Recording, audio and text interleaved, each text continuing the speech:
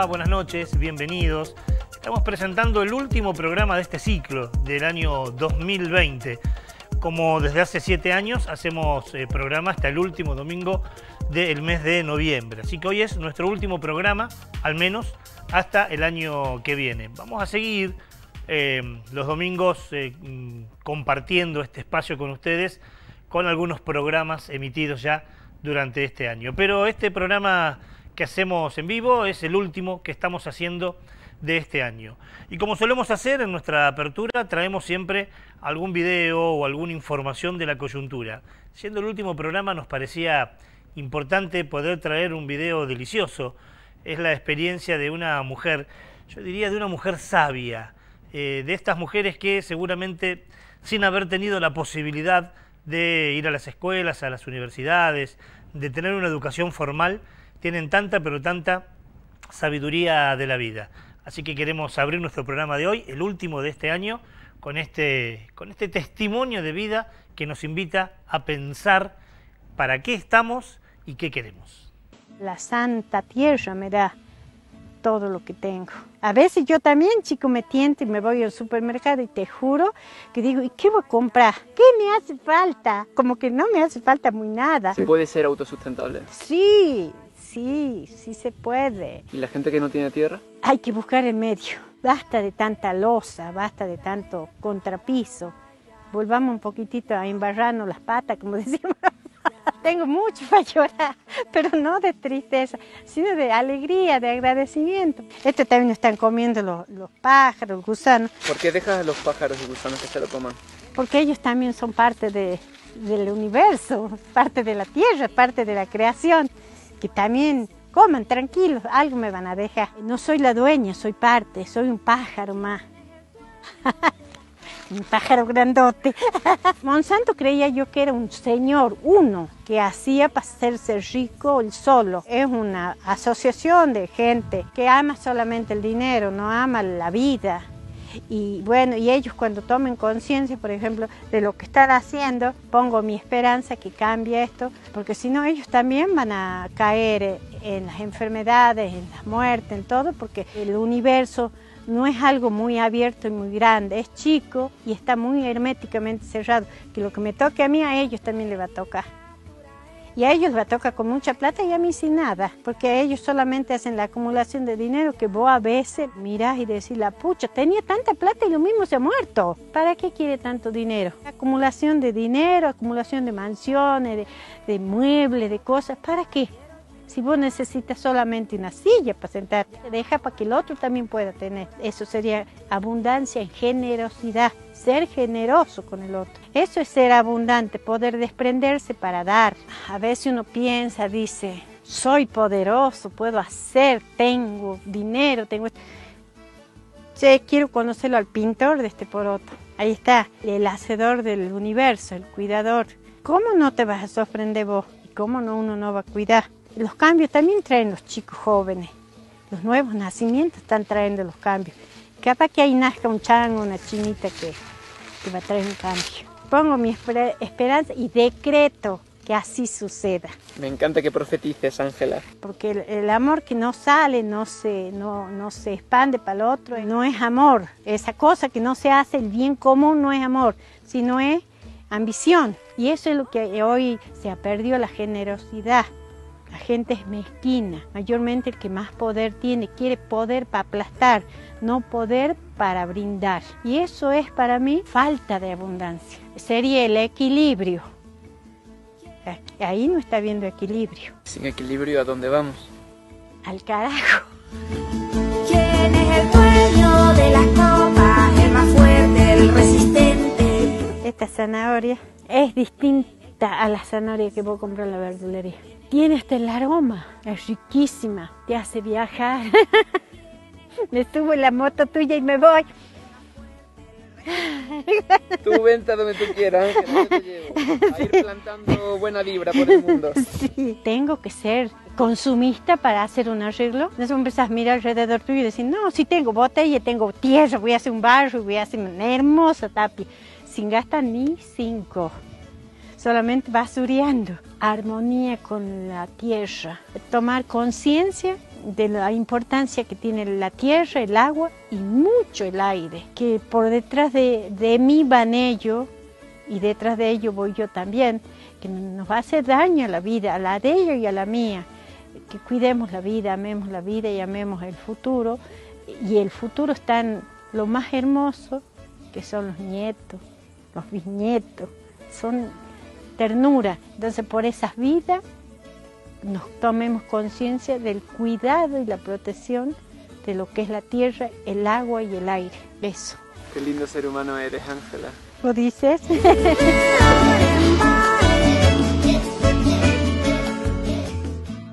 Ángela Romano se llama, ¿no? Vive allí en el norte de nuestro país.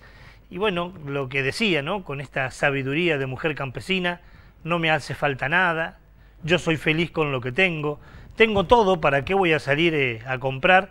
Y después incluyéndose, ¿no? Cuando dice, somos parte del universo. Bueno, de estas sabidurías, de estos mensajes, es lo que en esta época de tanto consumismo, tanta locura, tanto daño, necesitamos. Por eso hoy queríamos compartir con ustedes este testimonio. Hoy tenemos un programa que se debate en leyes en Santa Fe, ordenanzas en Santo Tomé. Ya te lo presentamos, como siempre, en nuestro sumario. En Onda Verde conocemos algunas ordenanzas y proyectos de ley vinculados a cuestiones ambientales. Entrevistamos a Gabriela Solano, presidenta del Consejo Deliberante de Santo Tomé, quien nos explica sobre una ordenanza municipal para disponer de terrenos ociosos con fines sociales. Además, Gonzalo Soso, abogado y docente universitario, nos cuenta sobre un proyecto de ley para paliar el cambio climático. En este cierre de ciclo, recordamos también algunas de las entrevistas más importantes. Y en las luces del semáforo, destacamos las noticias más relevantes del año. Bienvenidos al último programa de 2020 de Onda Verde, el único programa de la televisión regional que aborda temas ambientales. Como lo decía nuestra locutora, Celina Pérez, estuvimos hace un par de semanas atrás aquí en la ciudad de Santo Tomé, donde grabamos, de hecho, nuestro programa de televisión. Vinimos para hablar con Gabriela Solano. Gabriela Solano es periodista de esta casa, pero se encuentra ahora de licencia porque es concejal de la ciudad de Santo Tomé y este año tuvo la presidencia del Consejo Deliberante de la ciudad de Santo Tomé. Un proyecto presentado por ella, que ya es ordenanza, le busca utilidad a los terrenos ociosos que existen en la ciudad. Vamos a hablar en criolla, los baldíos, los terrenos baldíos. Terrenos baldíos que son un problema, ¿para quién? Para el propietario, que a lo mejor no le encuentra utilidad ahora, pero también para la ciudad, porque se encuentran ahí, a veces tienen malezas muy altas, suelen utilizarse, mal hecho, pero suelen utilizarse como basureros. Así que Gabriela presentó un proyecto, insisto, ya es ordenanza, para transformar eso en unidades productivas. ¿Para quién? Para entidades intermedias de la ciudad. Cuántas vecinales, asociaciones, fundaciones necesitan a veces un lugar donde llevar actividades. Entre esas actividades está también la posibilidad de generar huertas. Así que nos parecía una muy buena medida y una interesante excusa para hablar con la concejala Gabriela Solano.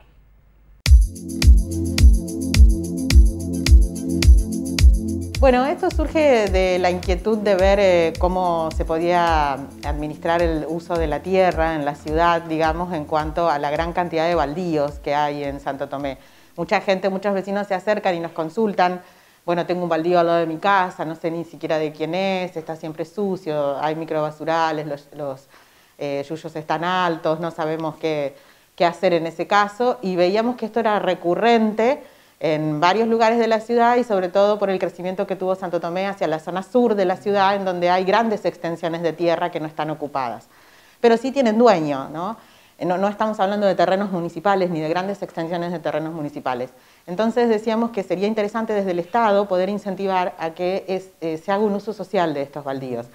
Que de hecho en algunos casos ya se hace. Por ejemplo, hay grandes extensiones en donde sobre todo, como te decía, en la zona sur, se usan los terrenos para como canchita de fútbol, los aprovechan los chicos. Decíamos, bueno, es interesante esto de que el Estado esté presente en la regulación, también asociaciones civiles que puedan tener la intención, por ejemplo, de hacer huertas.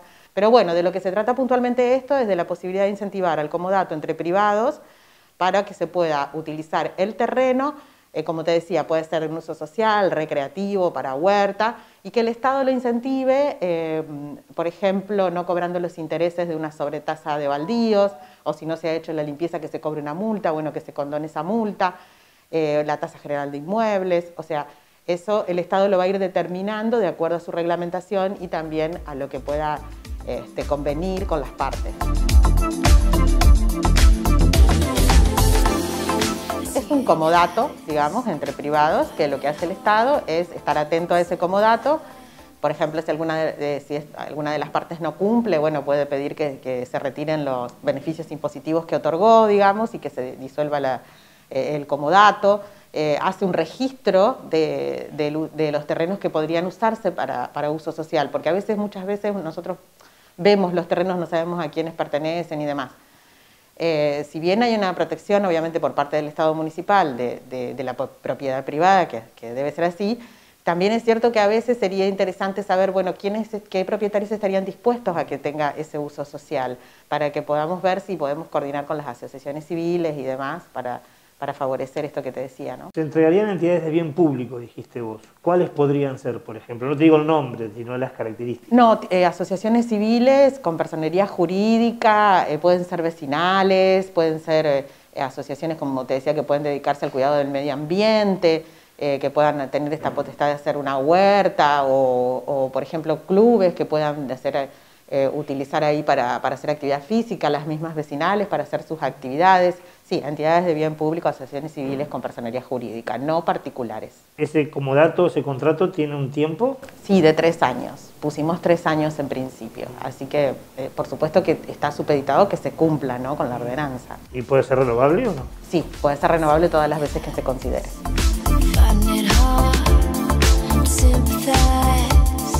Vos sos la autora del proyecto. ¿Por qué solo terrenos privados si no incluimos terrenos municipales, que debe haber también y que podrían servir para este tipo de actividades? Porque según lo que yo consulté en su momento, no hay en Santo Tomé tantos terrenos municipales como terrenos baldíos privados, digamos. Es poco lo que hay de terrenos municipales, propiedad de la Municipalidad de Santo Tomé. Viste que también la gente muchas veces consulta por los terrenos municipales porque le parecen accesibles, que puede acceder de alguna manera o lo que sea. Cuando yo hice el proyecto, lo que vi o lo que pude averiguar era que había gran cantidad de terrenos privados, inclusive con fines inmobiliarios, digamos, de después poder lotearlos, pero no vi gran cantidad de terrenos municipales. Entonces, bueno, además me pareció interesante también que podamos promover desde el Estado esta cuestión comunitaria, ¿no?, entre privados, de entender que estamos en una comunidad y que todos podemos colaborar para estar mejor, de incentivarlo desde esa manera, como una política un poco más progresista. Lo que decías vos de ociosos es otro concepto que introdujimos el año pasado con otra ordenanza de mi autoría que se aprobó, de una sobretasa de inmuebles ociosos. Introdujimos en nuestra legislación de esta manera el concepto de inmueble ocioso, que es, por ejemplo, cuando se hace una construcción y se deja abandonada mucho tiempo. A veces esto está relacionado con las especulaciones inmobiliarias, ¿no?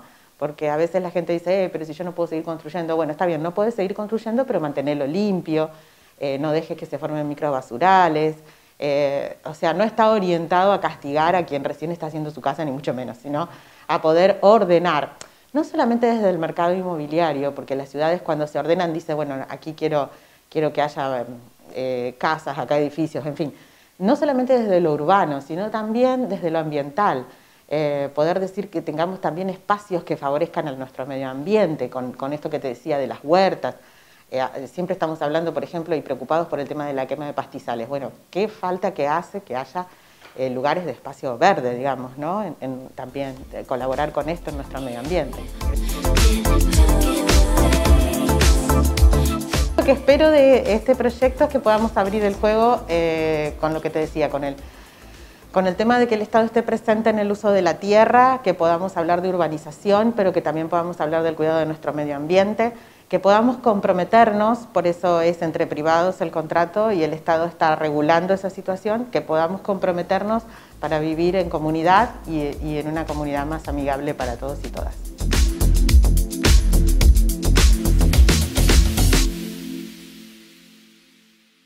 Interesante iniciativa, vamos a ver ahora cómo se pone en funcionamiento y ojalá que esos espacios se llenen de jóvenes, de no tan jóvenes, lugares donde puedan recrearse ideas y ojalá también entre esos emprendimientos haya huertas orgánicas. Mire, hay montones de lugares del país donde en esos lugares se hace producción frutihortícola, no solo se le da una utilidad al terreno, sino que sirve para paliar necesidades de gente que la está pasando mal.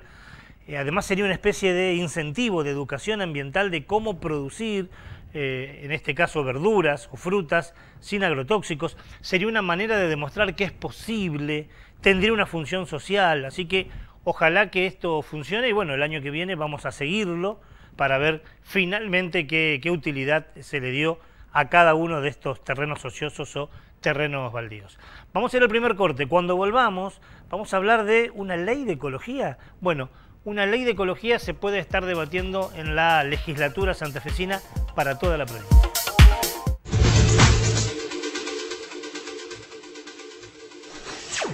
ADUL, Asociación Docentes de la Universidad Nacional del Litoral. En la lucha por salarios dignos, jubilación móvil y una universidad democrática, pluralista, científica y al servicio del pueblo. ADUL, Pasaje Martínez, 2683. Un mundo más sustentable es tarea de todos. Diputado Provincial Checho Basile. Cuidamos el ambiente recuperando. Donde otros ven basura, nosotros vemos oportunidades. Integral Reciclados. Trabajo del presente con la responsabilidad del futuro. Integral Reciclados. Gobernador Menchaca 7200. Santa Fe. Teléfono 3425 13 52 18.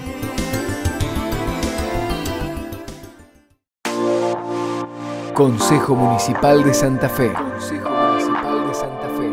El consejo de todas las voces.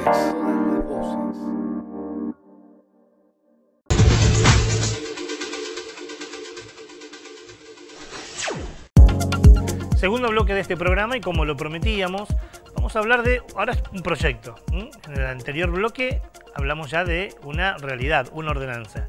Por ahora es un proyecto de ley presentado por ciudadanos. No muchos saben que la normativa de la provincia de Santa Fe permite al ciudadano presentarle a algún diputado o algún senador un proyecto de ley para que luego se pueda discutir. Bueno, eso fue lo que pasó a partir de una convocatoria llevada a cabo por la Agencia Provincial de Ciencia, Tecnología e Innovación. Una convocatoria para armar proyectos de leyes. Y uno de los proyectos que ganó es un proyecto llevado a cabo por un equipo interdisciplinario de las dos universidades estatales que tiene la provincia de Santa Fe. La Universidad Nacional del Litoral, en la ciudad de Santa Fe, la Universidad Nacional de Rosario, en la ciudad del sur. Bueno, estas dos universidades trabajaron con personas que saben mucho del tema. Estuvieron 2 años trabajando. ¿Quiénes estuvieron por la Universidad de Rosario? Pilar Bueno. Pilar Bueno es una cientista política, es investigadora del CONICET, que junto a Gonzalo Soso, que es docente universitario de la Universidad Nacional del Litoral, de hecho es el vicedecano de la Facultad de Derecho de Ciencias Jurídicas y Sociales, y que tiene un equipo en la Facultad de Derecho que se llama Cambio Climático Global. Entre las dos universidades llevaron a cabo una ley para paliar, o sea, para reducir, para mitigar el cambio climático. ¿Será posible mitigar el cambio climático con una ley? Parece como fantasioso, utópico, ¿no?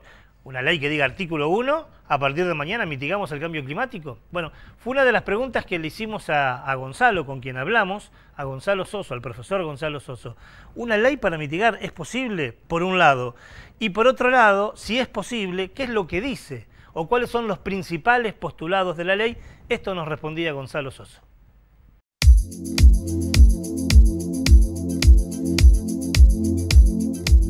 La verdad es que la acción contra el cambio climático es multiescalar, ¿viste? Es primero una acción global, concertada a nivel global, y después esa acción concertada a nivel global necesita ir descendiendo de escala a nivel nacional y después a nivel subnacional. Y en el nivel subnacional es muy importante lo que pueden hacer localmente las provincias y los municipios y comunas. Entonces, la respuesta, una ley subnacional de cambio climático tiene una contribución, no diría que mínima, pero es una parte de todas las piezas que hay que reunir para verdaderamente desarrollar una acción ambiciosa de lucha contra el cambio climático. El derecho por sí solo no produce los cambios sociales, ni los cambios en los modos de vida que se requiere, en este caso, la lucha contra el cambio climático. El derecho, dependiendo de si funciona bien y si es eficaz o no, puede contribuir también a los cambios sociales, pero no los produce directamente. Traer esta ley de cambio climático y colocarla en el derecho provincial produce un efecto, digamos, de ayornamiento hacia afuera. Por más que es una ley específica y no es la ley general, esta ley, este proyecto, por ejemplo, tiene el principio de no regresión, tiene el principio de precaución, tiene una serie el principio indubio pro natura, tiene una serie de principios que son más nuevos, a los que recepta el propio derecho ambiental provincial. Entonces, va a mejorar la situación, no solo de la lucha contra el cambio climático, sino que va a producir un efecto de ayornamiento hacia afuera, hacia el derecho ambiental provincial. Entonces hay muchas acciones para realizar, tanto en mitigación como en adaptación. Impulsar las energías renovables en el proyecto de ley nuestro está fuertemente, esto es muy importante, trabajar en energías renovables y trabajar, digamos, también en la reducción del uso de las energías en base a combustibles fósiles. También, por ejemplo, es una medida importante la eficiencia energética, usar bien la energía, esto permite ahorrar energía, es muy importante, por ejemplo, a nivel municipal, que haya ordenanzas que regulen este tema de la eficiencia energética, o sea, cómo construir los edificios y las casas para que sean óptimas desde el punto de vista frío-calor, el uso y ahorro de energía, o sea, diseños que sean amigables con el medio ambiente. Otra medida que es importante, te decía, era aumentar las áreas naturales protegidas. Yo creo que ahí ciudades como Santa Fe tienen unas posibilidades impresionantes, ¿no? Dada la proximidad que tiene el ejido urbano con los humedales y las islas, hay muchísimas posibilidades allí. La movilidad urbana más sustentable, ese es también otro componente importante que puede contribuir. El desarrollo parece insignificante, pero es muy, muy relevante el desarrollo de la movilidad no motorizada, es decir, que se hace con la bicicleta o que se hace a pie. Es un cambio en los modos de vida muy importante, pero eso requiere toda una infraestructura urbana muy importante que hay que desarrollar. Estamos todavía muy lejos en la provincia en ese sentido.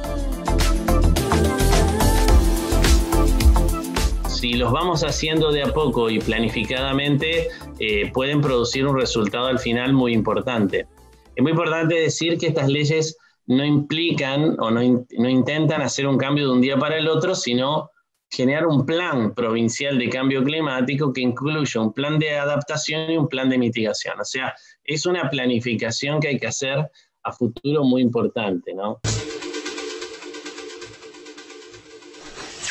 El profesor Soso dice algo que lo hemos dicho en más de una oportunidad en este programa, ¿no? El conflicto ambiental suele tener varias patas. Una de esas responsabilidades son los estados, el Estado nacional, el provincial, municipal o las comunas. Esa es una responsabilidad. ¿Cómo hacemos para cuidar el ambiente en nuestras ciudades?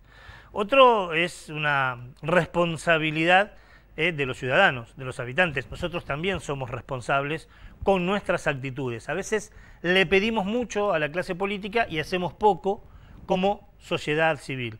Pero hay una tercera parte también que es responsable y que serían las empresas. Y aquí es donde está lo más complicado.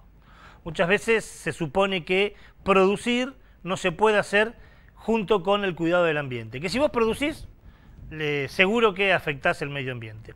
De hecho, es un falso axioma, es una verdad mentirosa y hoy se puede, con responsabilidad social, producir, generar confort sin por eso dañar el medio ambiente y dañar el ecosistema, por lo que dijimos siempre, porque un ecosistema enfermo tiene a individuos enfermos. Por eso es importante lo que recién nos decía el profesor Soso, los de las 3 patas, ¿no? Y lo que vamos a preguntar ahora, la presencia que plantea la ley de un inventario, que la provincia de Santa Fe tenga una especie de inventario de emanación de gases. Y por otra parte, como toda ley, necesita financiamiento, ¿no? En épocas de crisis hay que abordarlo, es lo que escuchamos ahora.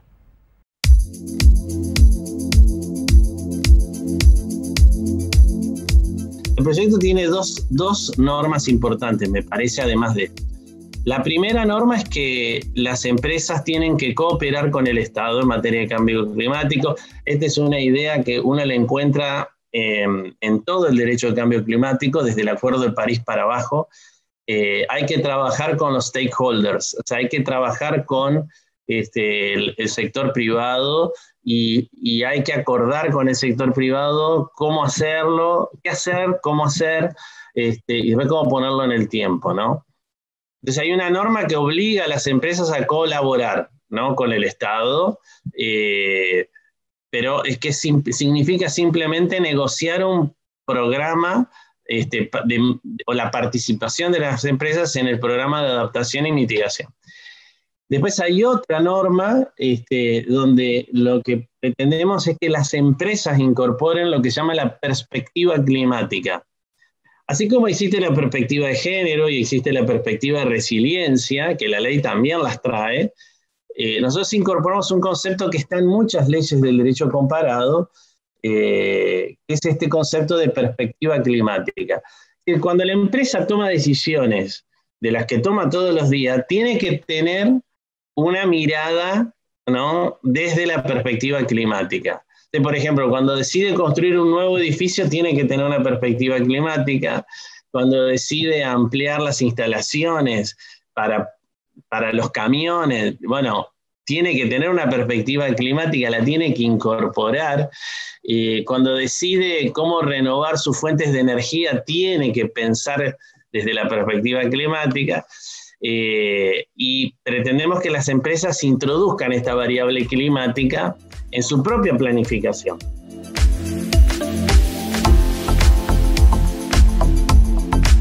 El inventario tiene que contemplar las diferentes actividades que van produciendo un impacto importante en torno a la emisión de gases, ¿no? Sí, obviamente. Las distintas actividades hay que mapearlas y hay que considerarlas, sí. Es centralmente la actividad, digo, ahí como un contribuidor mayor al cambio climático está la actividad agropecuaria, ¿no? Hace un fuerte aporte, ¿no?, en materia de cambio climático. Es muy importante que la ley, acá lo que hay que decir es que es una ley que necesita un fondo de financiamiento. El cambio climático tiene un costo. La política de cambio climático tiene un costo, hay que financiarla, y no podríamos dictar una ley de cambio climático sin crear un fondo de cambio climático que permita poner en marcha la política de cambio climático. Pasa un poco lo mismo que con los bosques. O sea, se necesita que eso tenga un financiamiento específico. Si no, la verdad que no sería realista el planteo, ¿no? La ley necesita tener una previsión de un fondo. Y de nuevo, es un fondo al cual pueden contribuir los distintos sectores, ¿no? Pero no es imaginable una ley de cambio climático sin un fondo que financie esa política de transición, ¿no? Es indispensable. Nos pareció una iniciativa interesantísima. Bueno, no creo que se pueda discutir este año, ya estamos cerca de que termine el periodo ordinario de ambas cámaras y el periodo extraordinario tendrá leyes fundamentales para la convivencia el año que viene, como por ejemplo la ley de presupuesto. Pero tiene vida, no pierde estado parlamentario, así que seguramente el año que viene formará parte de las leyes que diputados y senadores deberán necesariamente, y ojalá así sea, discutir. Un trabajo colectivo de dos universidades, de las dos universidades públicas de la provincia, la del Litoral y la de Rosario, pero que además tuvo una maniobra y una iniciativa muy interesante. Durante un tiempo, cuando ya estaba terminado el proyecto, se colgó en las redes sociales y se dejó un buen tiempo para que la gente pueda colaborar, es decir, esto me gusta, esto no, ¿por qué no le agregan esto? Y ¿saben qué? Hubo una respuesta de la gente impresionante. Hubo más de 60 cambios en esos 2 meses aproximadamente donde la gente podía participar. Y me decía Gonzalo que son 60 cambios beneficiosos, que obviamente en la discusión masiva se perfeccionó esta ley. Bienvenido sea, porque las leyes funcionan cuando la ciudadanía se apropian de ellas y este ya tiene una especie de apropiación. Y por otra parte nos pareció muy piola que la ley no sea una ley que castigue, sino que es una ley, como bien lo decía Gonzalo, de consenso, de cumplimiento voluntario. Hay que cambiar la cabeza, hay que hacer las cosas porque están bien, no porque si no las hago me van a multar o me van a castigar. Fundamental en esto de la participación, fundamental que se informe la ley, algo que está planteando el convenio de Escazú, del cual ya hablamos hace mucho tiempo. Digo, una vez que se apruebe, que el Poder Ejecutivo pueda informarlo, educarlo, ¿no? Vamos a ir a la primera luz del semáforo. Hoy tenemos dos, no tenemos roja, amarilla y verde, tenemos roja y verde. Porque siendo el último programa del año decidimos traer la información más grave del año, la roja, la más negativa, y en el otro bloque vamos a ver la mejor información ambiental del año. Así que nuestro compañero de producción, Pablo, que se encarga de las luces del semáforo, según él, la información más dolorosa del año tiene que ver con la quema de los espacios verdes. La quema, mal dicho, quema de los pastizales, la quema del delta, la quema de las islas, de cantidad de espacios verdes.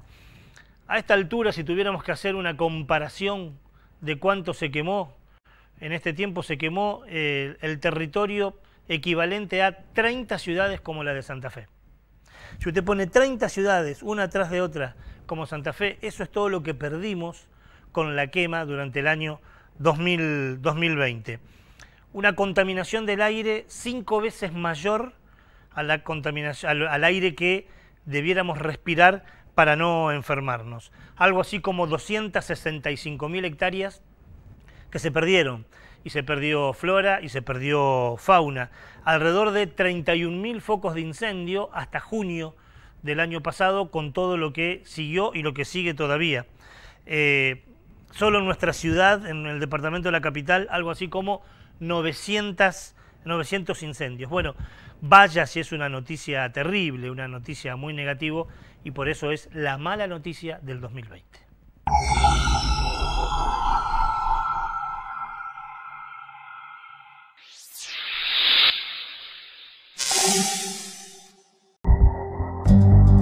Se quemó un área equivalente a 15 ciudades de Rosario y se registró contaminación del aire 5 veces mayor a la permitida. Según un informe difundido por el Servicio Nacional de Manejo del Fuego, el área quemada en el delta del Paraná desde el mes de enero hasta octubre fue el equivalente a 15 ciudades de Rosario. En total, la superficie arrasada por las llamas superó durante ese periodo las 265.000 hectáreas y se estima que fueron 31.000 los focos de incendio que provocaron esta pérdida. Además, un estudio de la Universidad Nacional de Rosario registró durante junio valores de contaminación en el aire de la ciudad de Rosario 5 veces mayores a los permitidos en la normativa provincial.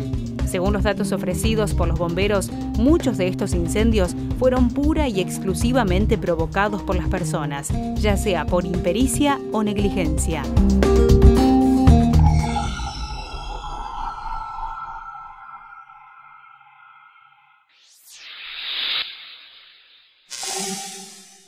La luz roja del 2020, decimos, ¿no? la enorme luz roja del 2020 a la que hay que agregarle la quema también en otras ciudades y en otras provincias como Córdoba, como Salta, como Tucumán, como Jujuy, como Misiones, como Corrientes. Todos incendios antrópicos, o sea, incendios generados por la mano del hombre. En la mayor parte de ellos ocasionados a propósito, de manera voluntaria, para generar algún tipo de emprendimiento inmobiliario o productivo. En otros, en la menor parte de los casos, por descuido. La terrible noticia del año, a la cual le podemos agregar algunas más, como la aprobación por parte del Estado argentino del trigo transgénico, o también el intento, por ahora intento, por la oposición ciudadana que tuvo, de la creación de megafactorías para la producción de carne de cerdo. Noticias ambientales muy negativas, las luces rojas de este 2020. Pequeño corte, ya volvemos.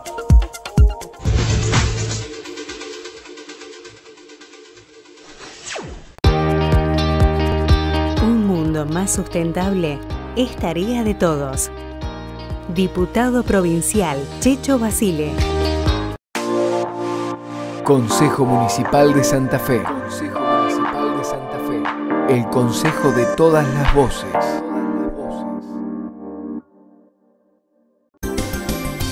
Cuidamos el ambiente recuperando. Donde otros ven basura, nosotros vemos oportunidades. Integral Reciclados. Trabajo del presente con la responsabilidad del futuro. Integral Reciclados. Gobernador Menchaca 7200. Santa Fe. Teléfono 3425 13 52 18.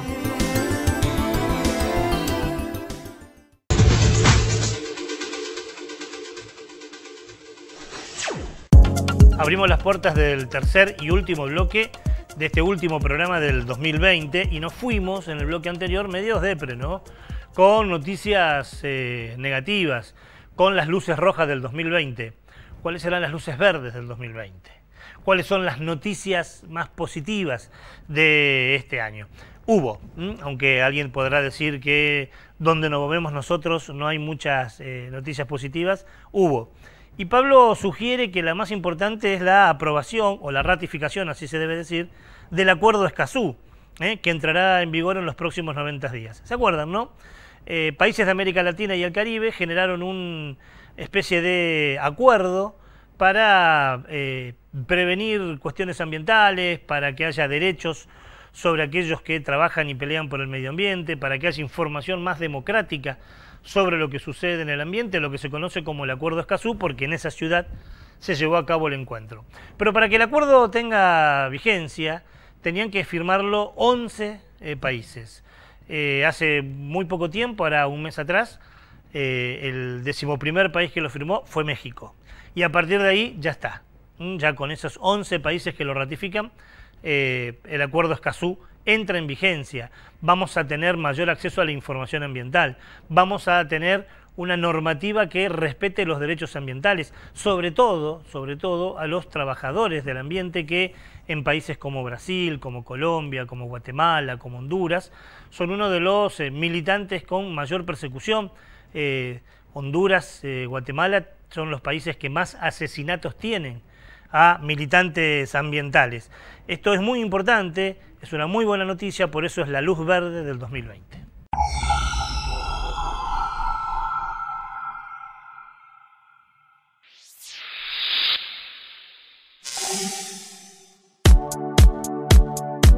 México ratificó el Acuerdo Escazú y entrará en vigor en los próximos 90 días. A principios de noviembre, México se convirtió en el 11º país en ratificar el Acuerdo Regional sobre el acceso a la información, la participación pública y el acceso a la justicia en asuntos ambientales, más conocido como el Acuerdo de Escazú.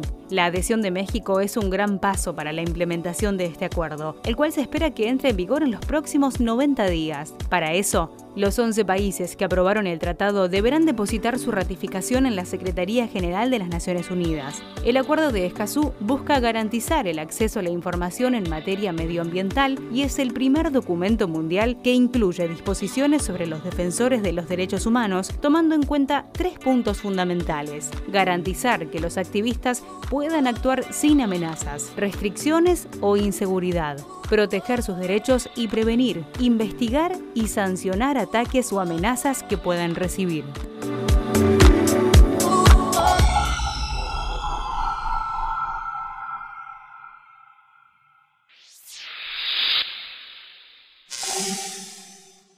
Muy importante, es muy buena noticia.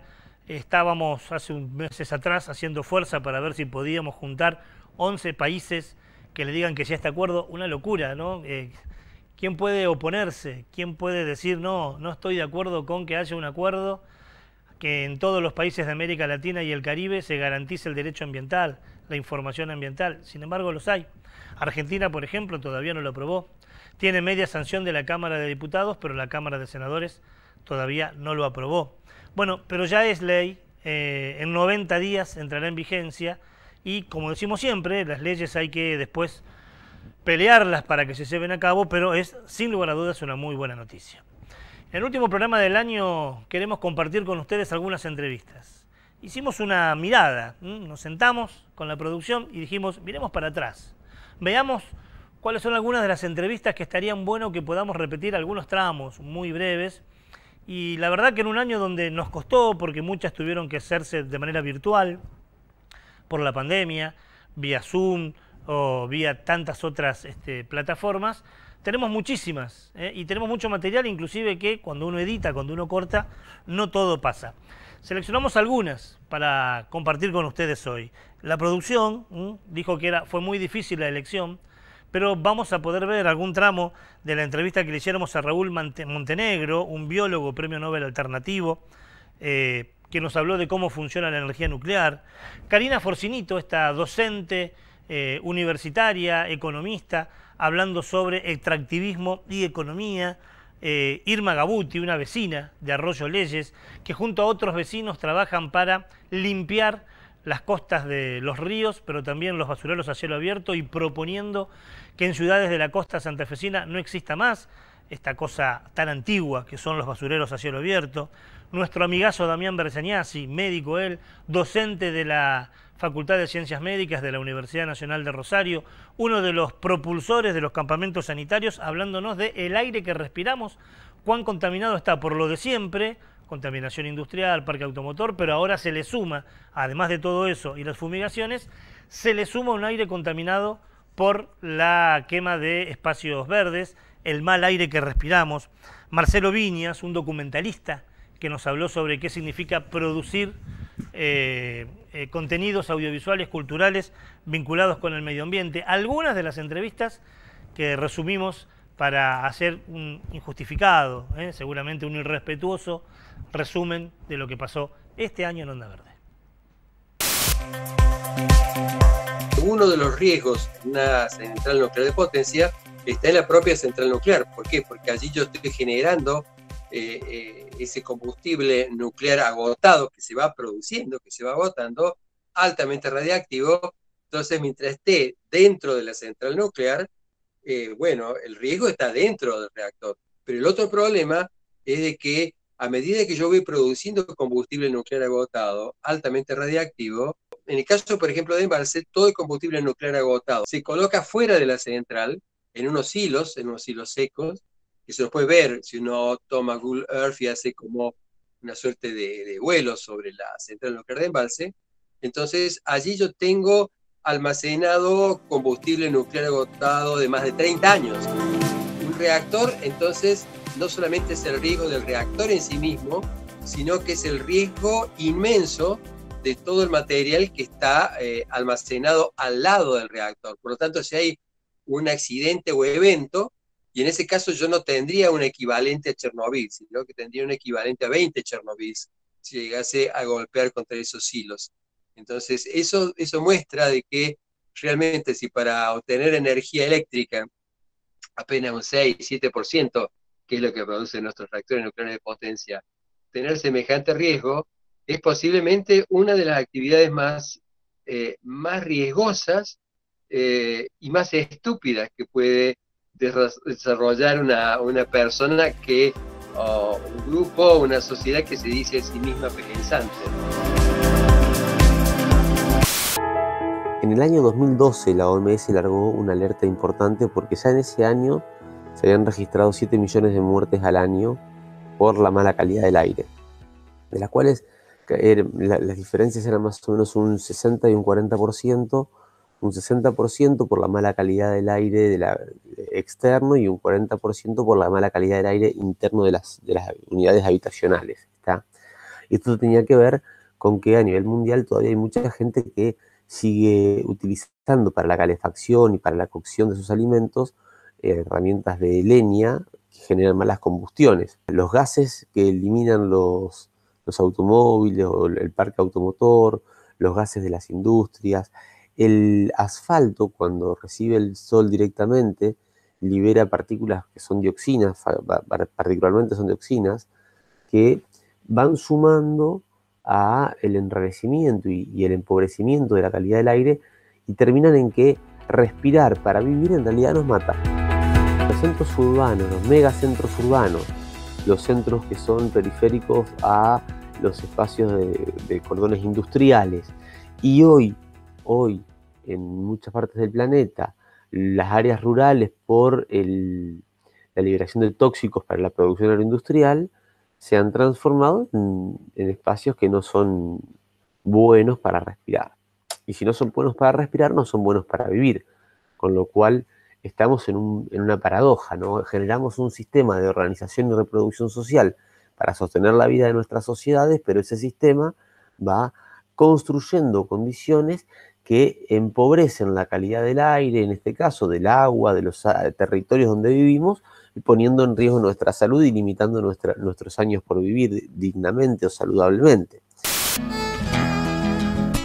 En este momento en que la laguna Setúbal tiene uno de los niveles más bajos, deja a la vista todos los residuos que estaban quedando, además de lo que habitualmente se sigue tirando en ese basural. Entonces, bueno, el encontrarnos en ese lugar hace tomar verdadera dimensión del daño que se está haciendo al hábitat, ¿no es cierto? Y por otro lado, cuando se limpia y cuando se realiza esta tarea, se valora mucho, se le da realmente la dimensión que tiene la belleza del bañado cuando se ve limpio. Es un espacio para disfrutar. Yo siempre digo que nos promocionan a la costa como por la belleza de nuestros ríos, de nuestras lagunas, de nuestros bañados, pero no podemos disfrutarlos porque ni siquiera nosotros que estamos acá, porque llegar a la laguna se nos es impedido porque se nos atraviesa el basural en medio de todo eso. La estrategia que se está implementando en la Argentina, pero no solo en Argentina, sino en muchos otros países de América Latina, tiene que ver con la profundización del sendero extractivista en un contexto de agravamiento de la crisis socioambiental a nivel global.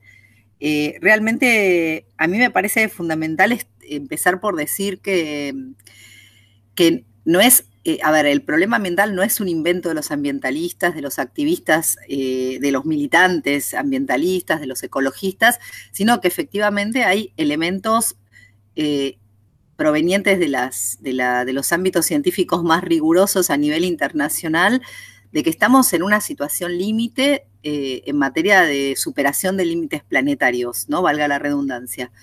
En donde los indicadores biofísicos están mostrando un deterioro que va a ser irreversible y que probablemente va a conducir, si no se revierte rápidamente y se impulsa una transición ecológica justa, va a conducir a un colapso en algún momento, y no es en un momento muy lejano, se piensa entre 2030 y 2050, ¿no? Yo creo que la tradición documental argentina trabajó siempre sobre temática social o política o cultural. Básicamente lo que son los centros de interés de los intelectuales argentinos, ¿no? Los intelectuales, y últimamente lo estamos viendo de manera muy patética, dejan afuera completamente el tema ambiental. Entonces, la intelectualidad más importante, digamos, de Argentina, cree que lo ambiental, o creía hasta hace muy poco tiempo, es una especie de tilinguería de la clase media acomodada, que le gusta perder tiempo en pajaritos, en culebritas, en mamíferos y en esas cosas. No han logrado comprender que lo ambiental es que lo social es básicamente ecológico. No lograron comprender lo que ya en todo el primer mundo los ambientalistas y los intelectuales lo toman como algo que no se discute más. No se puede separar lo social de lo ecológico, y la crisis ecológica es tan grave, tan profunda y tan urgente que pone en riesgo cualquier tipo de sociedad humana futura. En otro momento se extinguió el 95% de las especies por un cambio climático provocado por grandes vulcanismos que también llenaron de dióxido de carbono la Tierra, y vino un cambio climático acelerado parecido al que estamos viviendo ahora, y ahí se extinguieron el 95% de las especies.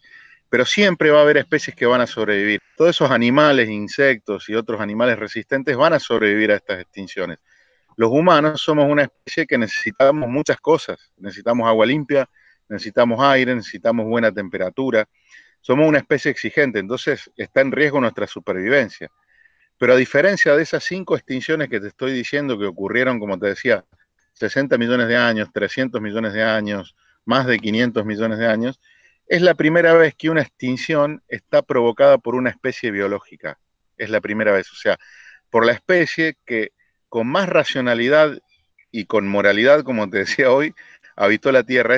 Es muy llamativo, estamos haciendo lo mismo que grandes volcanes o que el impacto de un meteorito. Ahora hay una diferencia en esta extinción. Esta extinción, hemos calculado los biólogos, que se está ocurriendo a una tasa de 100 a 1000 veces más rápida que estas extinciones que te estoy nombrando en el pasado. O sea, las otras ocurrieron en miles y millones de años. Esta está ocurriendo en décadas y siglos, lo cual también, o sea, es un proceso que si bien provocamos, tenemos una capacidad fantástica para detenerlo, y ya no tenemos salida, tenemos que empezar a detenerlo como sea. Y quedaron muchas más, muchísimas más, pero bueno, es lo que el tiempo nos permitía en la rutina hoy, en esta horita que tenemos cada semana para hablar con ustedes. Nos estamos yendo, nos estamos despidiendo, como decimos siempre, un pequeño paréntesis, hasta el mes de marzo seguramente del año que viene, cuando volvamos en Onda Verde. Un año difícil para todos, muy difícil, un año jodido, un año que va a quedar en la memoria por lo negativo, ¿no? El año de la pandemia. Un año complicado, un año donde al principio, si ustedes nos siguen habitualmente, decíamos, che, ¿nos servirá la pandemia para aprender? ¿Aprenderemos algo de lo que hicimos y por lo cual estamos sufriendo? Presentamos en los primeros meses algunos videos que ustedes veían donde había cursos de aguas transparentes, el cielo estaba más limpio, los animales invadían las ciudades, y entonces decíamos, y somos nosotros, ¿no? Somos nosotros los que generamos a veces un caos en nuestras ciudades. Y al principio de año nos entusiasmábamos, decíamos, seguramente sacaremos enseñanzas de esto y seremos distintos. Después vimos que no están así, y hoy mantenemos la esperanza. Ojalá que cuando podamos sentarnos a reflexionar un poco y a pensar, digamos, ¿qué podemos aprender de todo lo que nos pasó? Hicimos un nuevo programa, que hacer periodismo genuino, produciéndolo uno, haciendo las entrevistas, editando, generando un espacio, un momento que sea reflexivo y a su vez estético, se hace cada vez más complicado por falta de tiempo, por falta de dinero y de sponsor.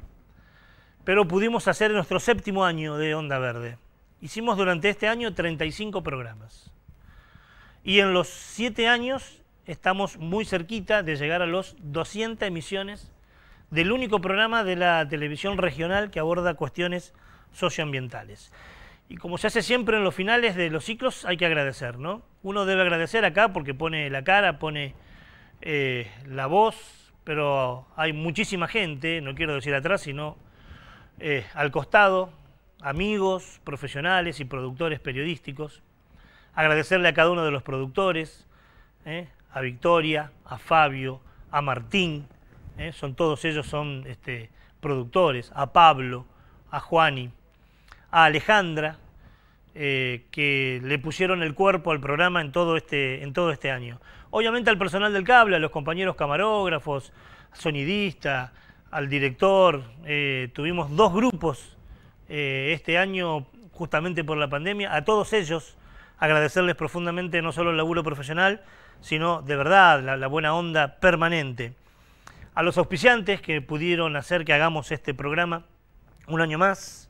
Y obviamente a ustedes, ¿no? Que muchos de ustedes inclusive interactuando, comunicándose por las redes sociales, acercándonos material, alguna denuncia. Así que bueno, agradecimiento profundo. Y nos vamos a ir como lo hacemos siempre, con un tema musical. Nos vamos con música. Hoy nos lo presenta Juani, lo presentamos desde aquí, desde el piso. Es una expresión de deseo. Muchas veces dijimos que la agroecología no es una alternativa, es una necesidad. Porque la alternativa se toma como algo de segundo plano. Está esto y la alternativa es aquello. No. Decimos que la agroecología es necesario, indispensable, que además se puede hacer a mediana y a gran escala. No solo es la huertita en el balcón de tu casa, en la maceta. Hay producciones a gran escala. Es posible y necesario. Una agricultura sustentable para un mundo sustentable y para una soberanía alimentaria.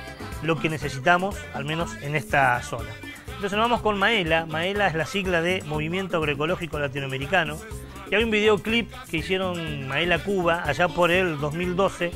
Tiene mucho ritmo, nos queremos ir bien y que habla de la necesidad de cambiar la cabeza, de apostar a la agroecología. Video institucional de Maela 2012 de los cubanos. Así nos vamos, ¿eh?